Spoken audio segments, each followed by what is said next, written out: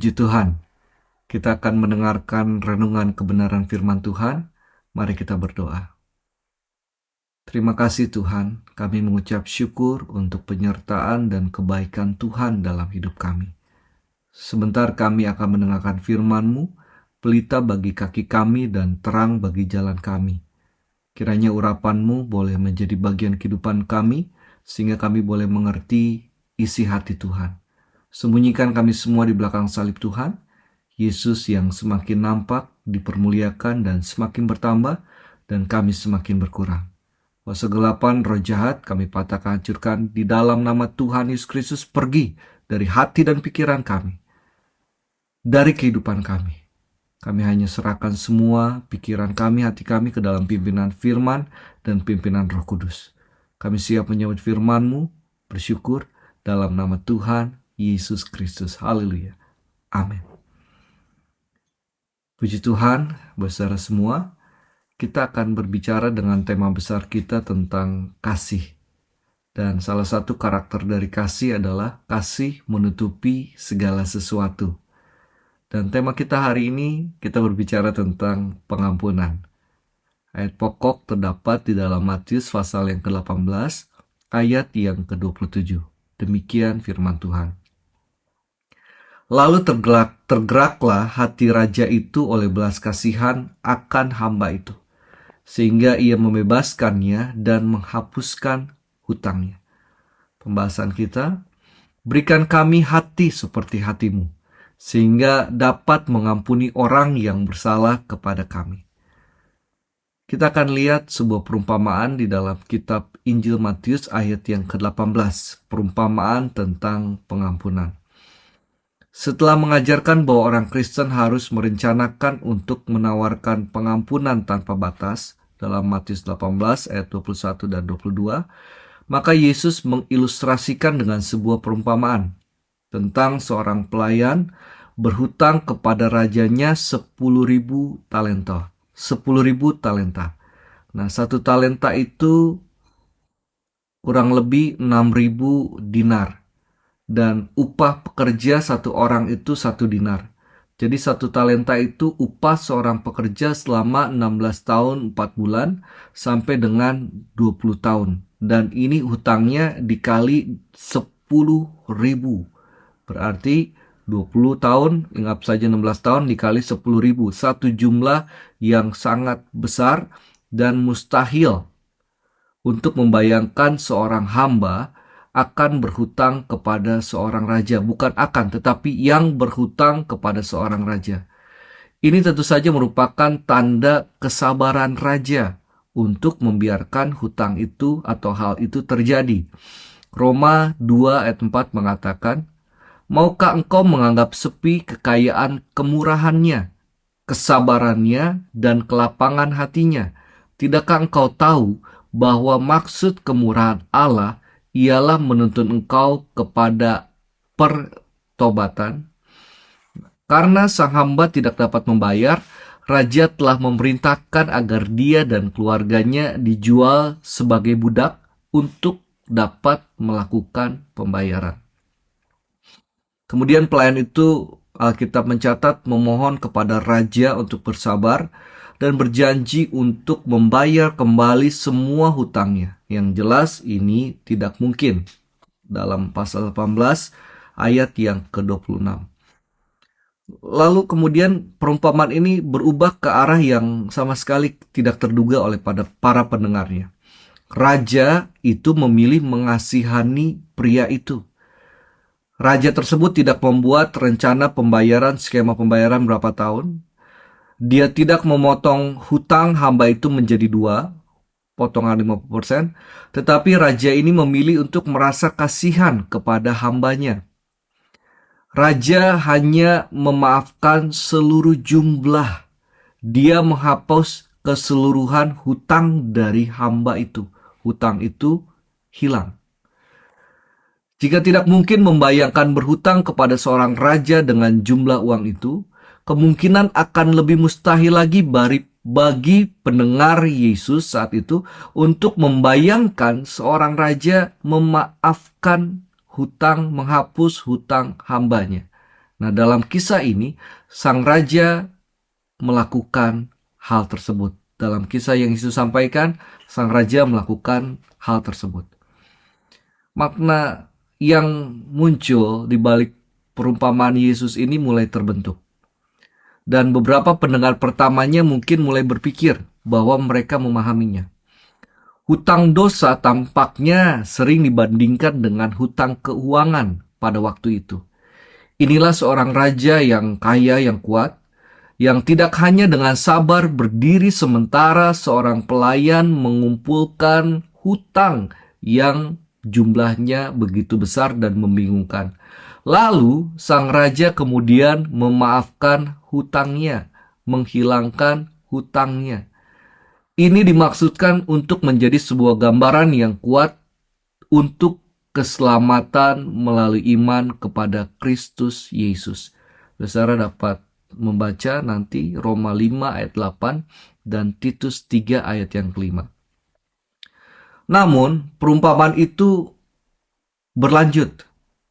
Karena perumpamaan ini diawali dari pertanyaan dari salah seorang muridnya yang bernama Petrus. Dalam kisah berikutnya, kalau ceritanya sampai di sini sang hamba diampuni itu happy ending, saudara. Tetapi kisah itu tidak berlanjut karena Yesus ingin memberikan jawaban yang jelas kepada muridnya, yaitu Petrus. Yesus menceritakan dalam bagian ini, ayat 23-24, sebagai tanggapan atas pertanyaan Petrus yang terdengar mulia. Haruskah saya mengampuni saudara saya karena telah berdosa terhadap saya 7 kali? Nah, dalam kultur atau budaya Yudaisme, itu mewajibkan pengampunan dari orang yang sama untuk pelanggaran yang sama setidaknya 3 kali.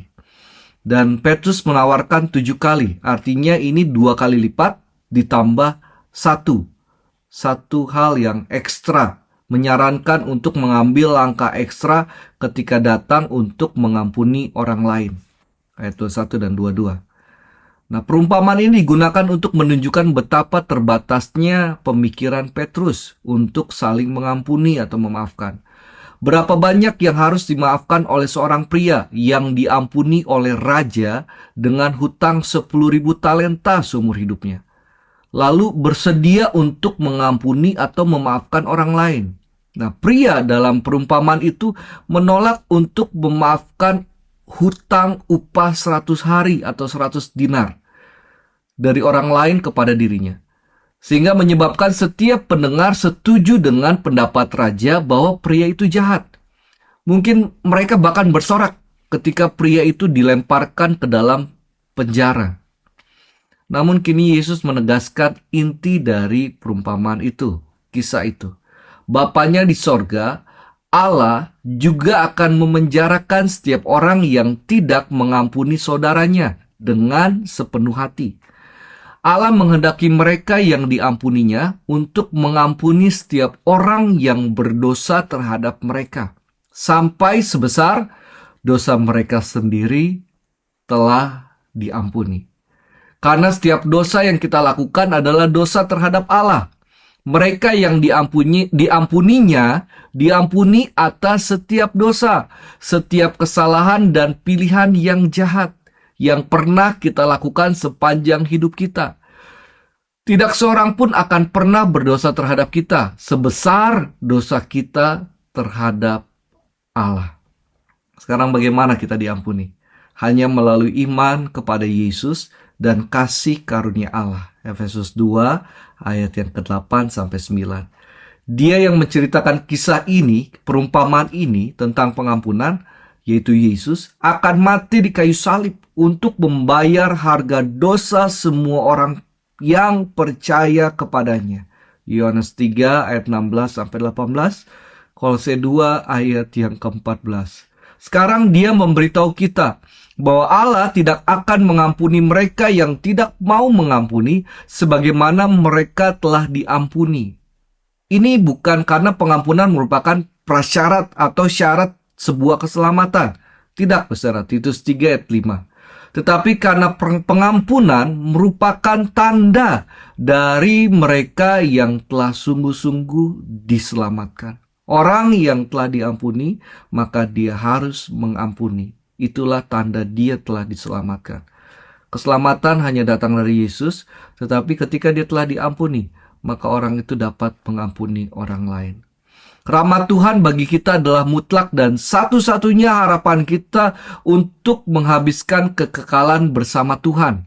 Kita tidak bisa mendapatkan pengampunan Tuhan dengan memaafkan orang lain. Bukan begitu kerjanya. Sebaliknya kita harus memahami bahwa Tuhan yang menyelamatkan kita mulai mengubah hati kita dan membuat kita baru dalam gambar Kristus. Roma 12 ayat 1 dan 2. Nah, kemampuan untuk memaafkan mereka yang menyakiti kita adalah sebuah bukti bahwa Roh Allah di dalam kita melalui iman kepada Kristus hidup dan aktif dan bekerja di dalam kita. Saudara, Tuhan Yesus memberkati. Sebab itu ketika kita telah diampuni, marilah kita mengampuni orang lain. Mari kita berdoa. Kami bersyukur karena kami telah diselamatkan oleh Tuhan. Dosa yang begitu besar, yang tidak mungkin akan diampuni walaupun dalam perbuatan baik, kami justru menerima keselamatan itu oleh iman kepada Yesus Kristus. Hanya anugerah Tuhan.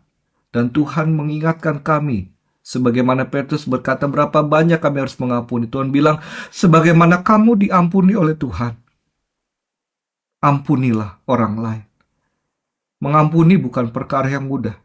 Tetapi kami percaya ketika roh-Mu, pengampunan-Mu ada dalam kehidupan kami, menjadi bagian kehidupan kami, kami dapat mengampuni orang lain karena Allah telah lebih dahulu mengasihi kami. Tolong kami Tuhan, kami percaya ada kemerdekaan, ada pertolongan, ada berkat, ada kelepasan di dalam pengampunan. Kami bersyukur Tuhan itu baik untuk selama-lamanya. Tanamkan firman-Mu dalam hati kami, berbuah menyenangkan hati Tuhan, dan ajar kami untuk dapat mengampuni orang lain seperti Engkau telah mengampuni kami. Dan kami berdoa sepanjang hari ini, aktivitas kami kiranya boleh ada dalam kehendak Tuhan, dalam rencana Tuhan, dalam kebenaran Tuhan, sehingga apa yang kami kerjakan boleh dibuat berhasil dan beruntung. Yang menemui jalan buntu dalam nama Yesus, Tuhan bukakan jalan. Yang sakit dalam nama Yesus oleh bilur-bilur Tuhan disembuhkan. Yang susah pun ada dalam penghiburan Tuhan dalam nama Yesus. Kiranya yang mencari pekerjaan pun dibukakan jalan. Tuhanlah pemelihara dan penolong kehidupan kami dan keluarga kami. Kami bersyukur Tuhan, karena Tuhan Yesus itu baik untuk selama-lamanya. Kami paskan dulu sembahyang kami di dalam nama Tuhan Yesus Kristus. Haleluya. Amin. Tuhan Yesus memberkati. Selamat beraktivitas.